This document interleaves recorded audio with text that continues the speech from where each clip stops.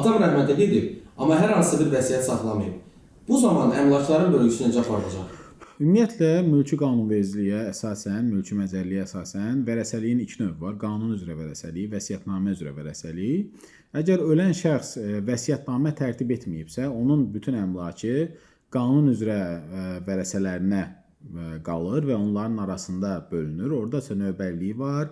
Birinci növbədən olan vərəsələr, ikinci növbədən olan vərəsələr və üçüncü növbədən olan vərəsələr.